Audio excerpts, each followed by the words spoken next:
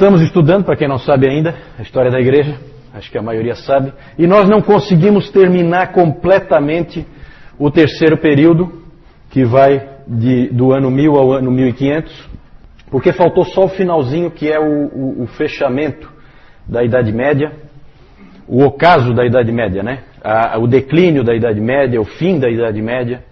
Isso a gente não tratou. É bem rapidinho, é só para a gente dizer o que vai acontecer e por que o mundo vai mudar. Por que vai deixar de ser Idade Média. Certo? Isso é interessante a gente falar, porque tem influência sim na chegada da Reforma. Deus usa até mesmo a cultura, o mundo secular ele usa para levar a sua igreja numa determinada direção. Isso nós vamos ver agora. Então, vamos tratar disso primeiro, depois a gente passa para a última parte, então, dos últimos 500 anos. Vamos falar do ocaso da Idade Média. Gente, a Idade Média é uma das coisas que talvez vocês tenham percebido, e que é uma coisa única sobre a Idade Média, isso nunca aconteceu, a não ser na Idade Média, é o que se chama de síntese da Idade Média. Síntese. Tudo é unido.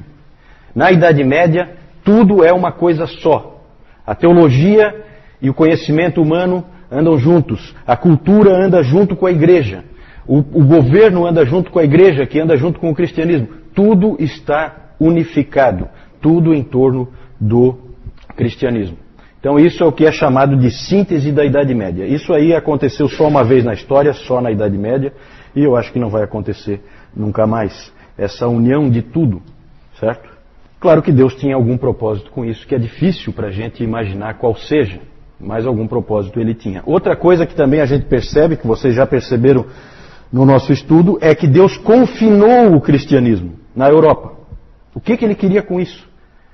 Certo? Ele fez o cristianismo nascer lá na Palestina, e aí ele confinou o cristianismo na Europa, fez surgir os muçulmanos, vocês lembram? As cruzadas tentaram libertar os muçulmanos, foram um fracasso, e acabou então ficando confinado na Europa o cristianismo. O resto do mundo não conhece o cristianismo nesse período que a gente está estudando. Também Deus tem algum propósito com isso, e lá Deus vai fazer coisas impressionantes, como a gente vai ver hoje. E uma coisa muito interessante ocorre para que haja o fim da Idade Média e a quebra da síntese. É a chegada do Renascimento. Renascimento ou Renascença. Por que Renascimento? Porque as pessoas daquela época, no final do século, lá pelo século XIV, XV, as pessoas começaram a perceber que o ser humano tinha perdido alguma coisa. Que na antiguidade havia muita coisa boa que se perdeu durante a Idade Média. E que havia a necessidade de voltar àqueles tempos gloriosos, de pelo menos resgatar alguma coisa daquilo que a humanidade tinha conquistado naquele período que antecedeu a Idade Média, o período do Império Grego, do Império Romano, e toda a produção da filosofia, todas essas coisas que a gente sabe que existiam antes da Idade Média. Com o Renascimento começa-se a prestar mais atenção no homem. Sempre quando se fala em Renascimento, pensem em uma atenção ao homem, ao ser humano. Durante a Idade Média o ser humano ficou muito esquecido. A teologia ficou tão forte que só se falava em Deus e se esquecia o homem. E a intenção de Deus não é essa. A intenção de Deus é que Ele e o homem tenham comunhão. Foi para isso que Ele criou esse lugar aqui e colocou o homem como Senhor sobre a sua criação. Na teologia começam a surgir nomes que a gente não vai estudar, mas que eu vou citar só para que não fique em branco. Nomes como Guilherme de Ockham, nomes como Gabriel Bill.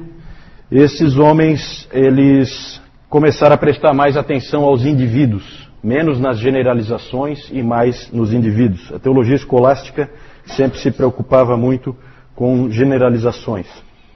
Essa época da Renascença, nós já vimos isso no domingo passado, era uma época de crise na igreja. Certo? Nós vimos que houve lá o cativeiro babilônico da igreja, em que o Papa foi para Avignon e era controlado pelo rei da França.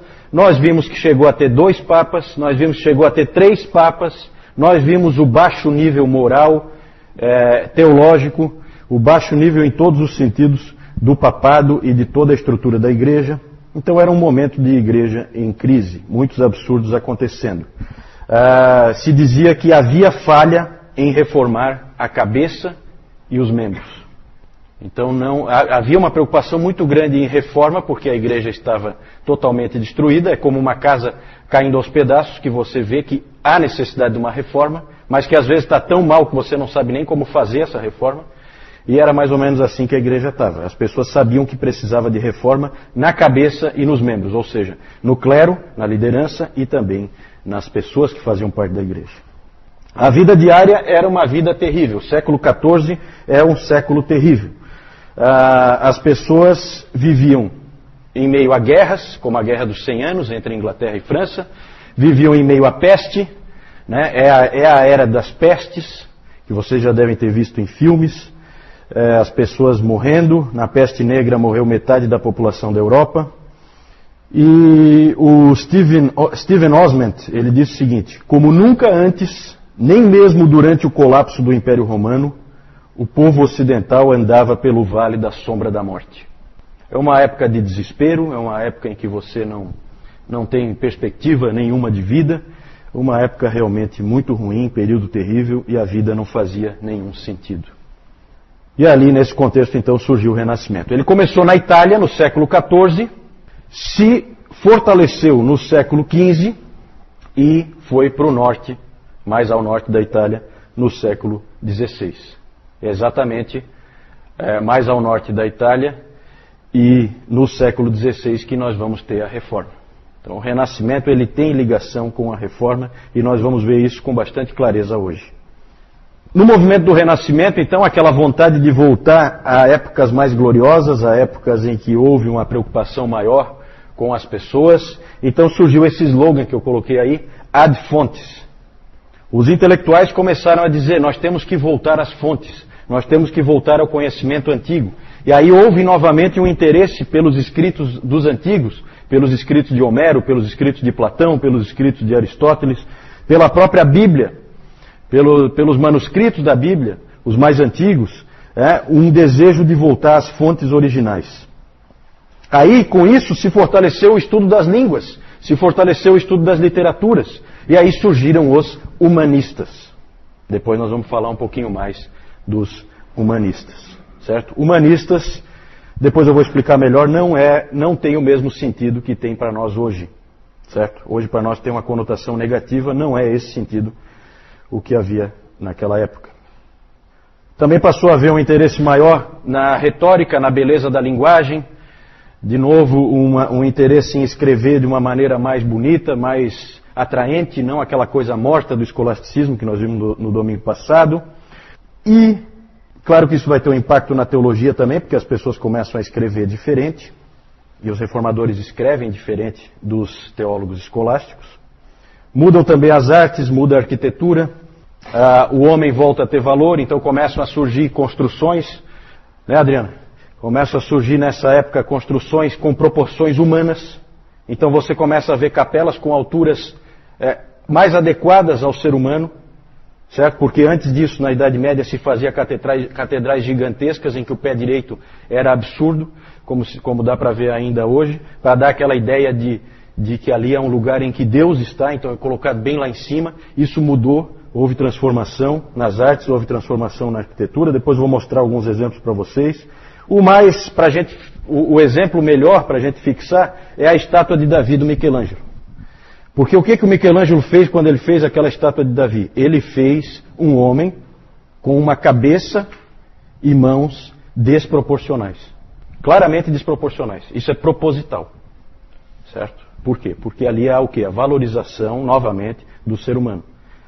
No seu intelecto e na sua capacidade de produzir. Certo?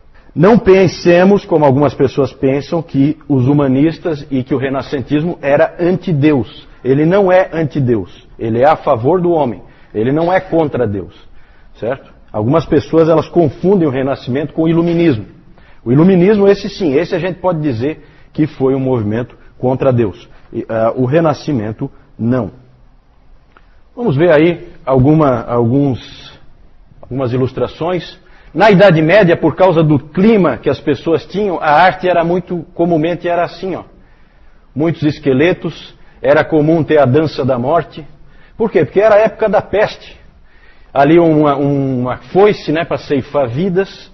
Então só pela arte você já tem uma ideia de qual era o clima dessa época, antes de vir o Renascimento. Com o Renascimento muda bastante. Tenho aí, eu não entendo de arte, mas a gente conhece, né, algumas obras renascentistas. Ali em cima então o Michelangelo, né, uma figura dele aí. Ali o que eu falei no domingo passado, né, que o Michelangelo, quando pintou isso aqui na Capela Sistina, que é a pintura do julgamento final, o único livro que ele tinha com ele eram os sermões do Savonarola. Então se diz que essa pintura é uma pintura com influência de Savonarola. Ali é interessante, não dá para vocês verem aí, mas sempre tem esses fatos pitorescos, né?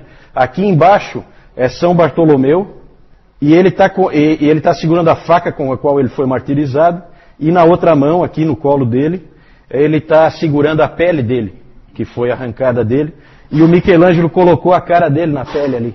Então os artistas faziam esse tipo de coisa, né? É interessante. Aqui então a estátua de Davi, eu tinha uma foto melhor, mas essa aqui é interessante. Ah, não deu para ver, né? Que pena. Aqui no cantinho, acabou meio coberto ali, aqui no cantinho tem a cabeça de uma pessoa. Só para vocês terem uma ideia da proporção. Aqui só aparece a cabeça dela, para vocês terem uma ideia da proporção. É enorme essa estátua, gigantesca. E vocês veem que a cabeça dele e as mãos são desproporcionais em relação ao corpo. Bem maiores, bem fora de proporção. Isso é proposital. Claro que quando se fala em Renascença não se pode nunca deixar de falar de Leonardo da Vinci. E aí vocês veem de novo a valorização do ser humano. O homem como é que é o nome desse homem aí? Quem é que me ajuda?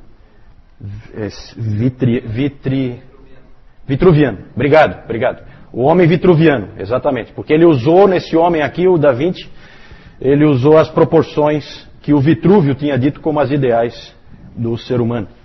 Né? A Mona Lisa, que todo mundo conhece, o quadro da Última Ceia. Né? Nessa época, só para vocês terem uma ideia do impacto dessa época, com a Renascença começa-se a pintar as pessoas como elas são. Isso não acontecia antes.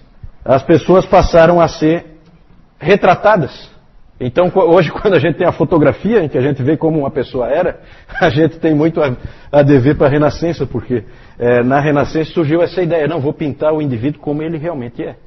E aí ele fica ali e tal, o pintor vai e pinta como ele é. Então, daqui para frente, as figuras que a gente vê são como a pessoa era realmente, diferente das figuras que a gente viu até agora, que eram mera imaginação. Né? Então é isso. O Renascimento é importante, nós vamos voltar um pouco nele, agora quando a gente vai falar da Reforma e da Igreja Moderna.